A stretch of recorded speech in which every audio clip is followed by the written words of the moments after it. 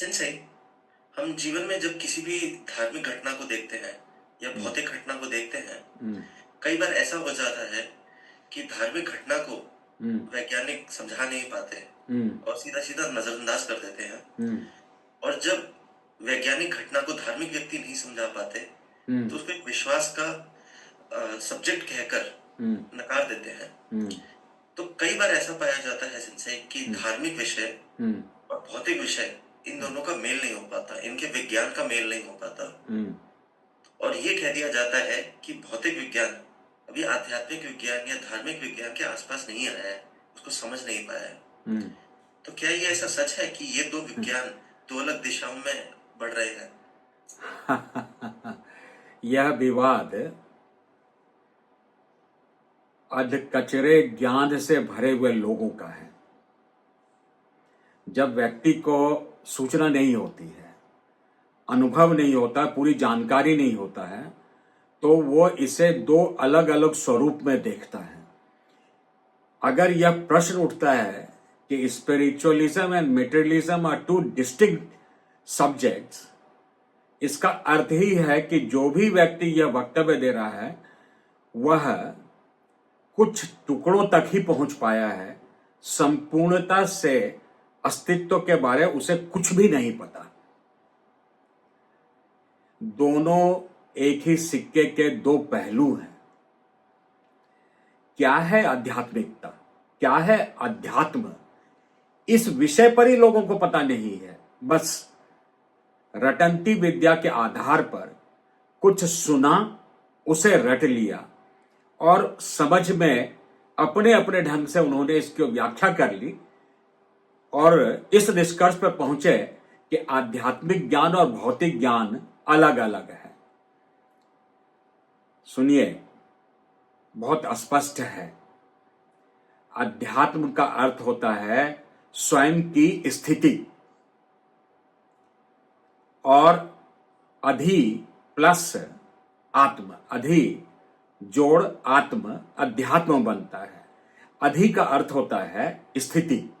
जैसे अधिवक्ता, एडवोकेट को कहा जाता है, जो स्थिति का बखान कर सके उसे अधिवक्ता कहते हैं। अधि आदेश अध्यादेश बन जाता है कि अभी वर्तमान स्थिति के आधार पर जो आदेश लाया गया वो अध्यादेश है, वही ऑर्डिनेंस बन जाता है। तो अध्यात्म का अर्थ है स्वयं की स्थिति। स्वयं की स्थिति कहां? सर्वप्रथम इस भौतिक शरीर में हम कहां हैं, और संपूर्णता से संपूर्ण जगत और संपूर्ण सृष्टि एक ही तो है। जल और पृथ्वी की उपस्थिति से वही चीज अध्यात्म भौतिक बन जाता है। तो क्या आध्यात्मिक जगत में जल और पृथ्वी तत्व नहीं है? बिल्कुल मूर्खता है यह समझना कि मेटेरियलिज्म और स्पिरिचुअलिज्म दो अलग अलग कंपोनेंट्स हैं, दो अलग अलग बिल्कुल विपरीत दिशा में बहने वाली दो धाराएं हैं। यह विचार ही अपने आप में इनकम्प्लीट है, अधूरी है, और इन्हीं विचारों को धारण करके या तो व्यक्ति भौतिक जगत की ओर भागता है या आध्यात्मिक स्वयं को मान लेता है, और दोनों ही गलत हैं। दोनों एक ही हैं। इधर से देखो तो भौतिक और उधर से देखो तो अभौतिक, पराभौतिक। फिजिकल और मेटाफिजिकल में अंतर क्या है? वही मेटाफिजिकल तो फिजिकल का फॉर्म लेता है, तो वह अलग कैसे हो गया? आज जो हम आपसे संवाद कर पा रहे हैं, जूम के माध्यम से आपसे चर्चा कर पा रहे हैं, इस पॉडकास्ट को आगे बढ़ा पा रहे हैं, आप कहीं बहुत दूर हैं, किसकी वजह से? यह भौतिक जगत की उपलब्धि है। भौतिक जगत आया कहां से?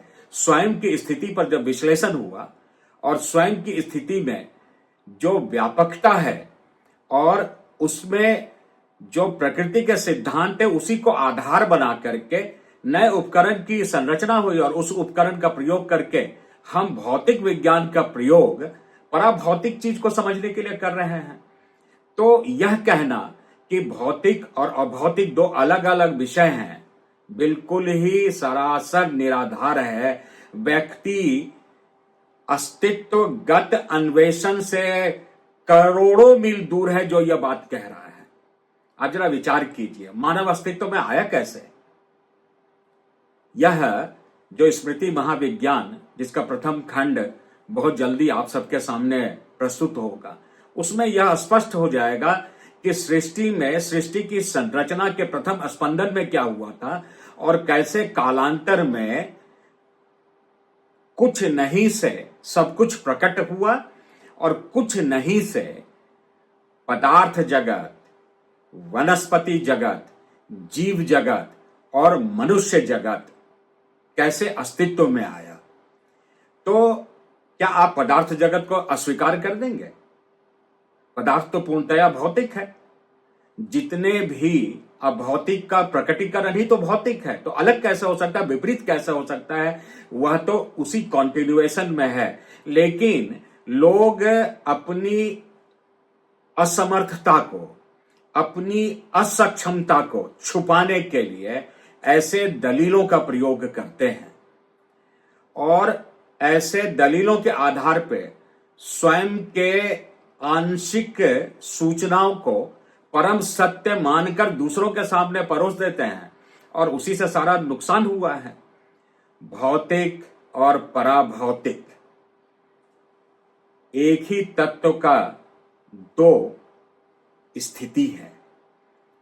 एक ही तत्व जब वह पराभौतिक है, अदृश्य है, विशिष्ट परिस्थिति में वह भौतिक स्वरूप ले रहा है, उसी में हम आप सभी जन्मे हैं।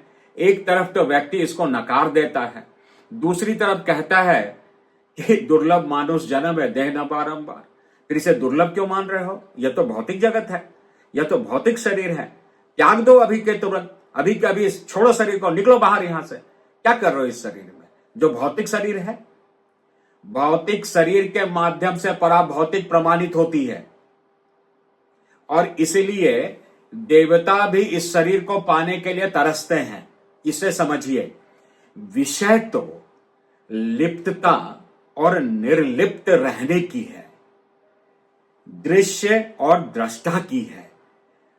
अनुसंधान तो वहां होना चाहिए कि दृश्य से दृष्टा की यात्रा कैसे हो, लेकिन व्यक्ति के पास अनुभव की कमी, ज्ञान का अभाव, उसकी वजह से वह आंशिक सूचनाओं को लेकर के ही प्रवचन करने निकल पड़ता है, खुद को ज्ञानी मान करके बैठ जाता है, तो एक सिद्धांत बना लेता है और उस सिद्धांत को येन केन प्रकारेण सिद्ध करना चाहता है। बस इतनी सी बात है। एक व्यक्ति जब चर्चा आत्मा के ऊपर कर रहा था, बोला मैं शरीर नहीं, मैं आत्मा हूं। एक थप्पड़ लगा उसके कान पर, बोले तुम तो शरीर नहीं हो, तुम तो आत्मा हो महाराज। फिर आत्मा ना काटा जा सकता, ना दुख होता, ना जलाया जा सकता, ना सुखाया जाता, फिर तुम्हारे सारे सिद्धांत तो वहीं के वहीं धरे रह जाएंगे। वह जीवन इस शरीर में रह रहा है, उसका प्रकाश रूप इस शरीर में प्रतीति है और आप इसे नकार नहीं सकते। ऐसे जो व्यक्ति कर्महीन व्यक्ति हैं, वो इसको नकार करके दूसरे पक्ष को परम सत्य मानकर सिद्ध करने में लगे होते हैं। अगर यह बात सही है तो जिंदा क्यों हो? मर जाओ भी तुरंत और मर करके चले जाओ पराभौतिक में, आध्यात्मिक कहने लगो खुद को।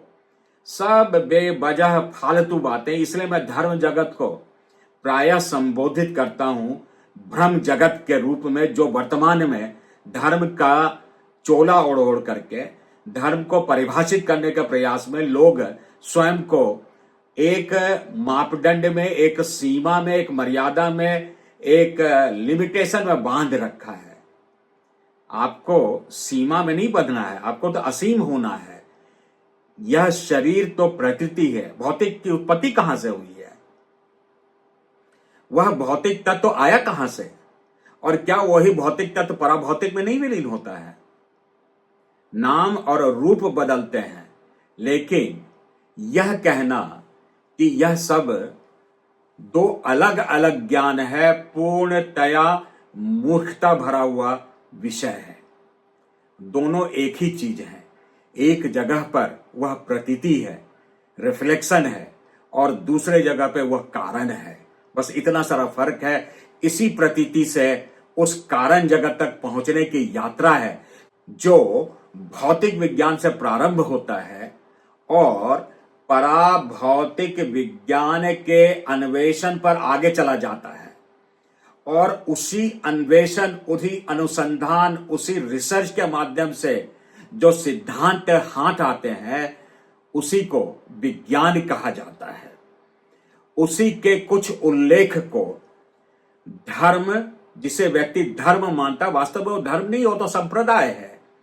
धर्म तो एक है, लेकिन अलग अलग संप्रदाय के हिसाब से उसकी व्याख्या की जाती है और उसी व्याख्या में जो लोग डूब जाते हैं, खो जाते हैं, वो उसे परम सत्य मानते हैं। गलत है। इसीलिए वास्तविक सत्य का अन्वेषक जो होता है, जो वास्तविक पूर्णता की यात्रा पर निकला हुआ पथिक होता है, वो कहीं रुकता नहीं है। चलिए इसको छोटे से उदाहरण से समझते हैं। आप हमारे पास मिलने के लिए आए अपनी कार से, और आप अपनी कार पे बैठे रहेंगे क्या? आपने कार लगाया पार्किंग में और वहां से 1 किलोमीटर चल के मेरे पास पहुंचे। अगर आप वहीं मान के बैठे रहेंगे तो आप कहीं नहीं पहुंच पाएंगे। आपको जो प्रारूप है, जिससे आपने सूचनाएं एकत्रित की है, उस पर यात्रा करके उसे त्यागना पड़ता है, छोड़ना पड़ता है, पीछे छोड़ देना पड़ता है, तभी आप आगे बढ़ पाते हैं। एक इतना छोटा सा सिद्धांत आम जनमानस नहीं समझ पाता है।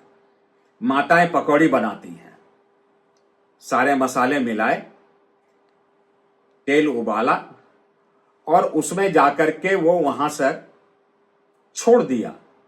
जब वह छोड़ दिया तो वह पक रहा है। अगर ना ना ना यह मेरा, मैं अपना हाथ भी डाल दूं उसमें, ऐसा होता है क्या? और यही गलती जो संप्रदाय विशेष करते हैं। गर्व से कहो हम हिंदू हैं, अल्लाह अकबर, हम मुसलमान हैं, हम ईसाई हैं। बैठे रहो उसी गाड़ी में, आगे बढ़ ही नहीं पाओगे तुम। उस गाड़ी को छोड़ना पड़ेगा, तब आगे की यात्रा होगी।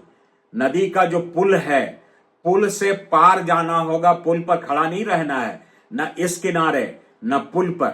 पुल को अगर आप छोड़ देंगे पीछे, तभी आप वास्तविक अस्तित्व, सृष्टि, एग्जिस्टेंशियल जर्नी कर पाएंगे।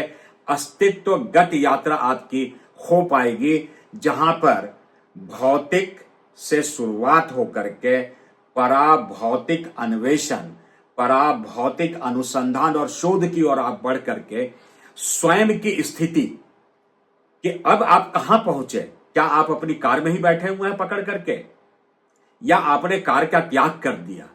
अब आपके पास एक विश्लेषण है कि देखो, मैंने अमुक संप्रदाय में जन्म लिया और अब मैं उसे पीछे छोड़ दिया। पीछे छोड़ के अब मैं आगे बढ़ गया। आगे बढ़ते बढ़ते बढ़ते एक स्थिति आएगी जहां पर आप अस्तित्व के साथ पूर्णतया तारतम्य बैठाकर अस्तित्व बन जाएंगे। यह यात्रा है व्यक्तित्व से अस्तित्व की ओर, फ्रॉम पर्सनालिटी टू एग्जिस्टेंस। अब जो व्यक्ति अपने कार पे ही पकड़ के बैठा हुआ है, उससे उतरना नहीं चाहता, उसके लिए मैं कुछ नहीं कर सकता। उसके लिए मेरे पास कोई संदेश नहीं है। जो अपने संप्रदाय को सब चीज मान बैठा है, उसे मुबारक हो उसका वह संप्रदाय। वह वहीं पर तृप्त है, संतुष्ट है। इसीलिए तो कहा जाता है रुकना नहीं, चलते रहना। अनंत यात्रा है, अनंत काल है। तुम्हारी समस्त मान्यताएं एक दिन ढह जाएंगी, समस्त परंपराएं टूट जाएंगी, पीछे रह जाएंगी, छूट जाएंगी, और तुम अकेले ही निकल पड़ोगे।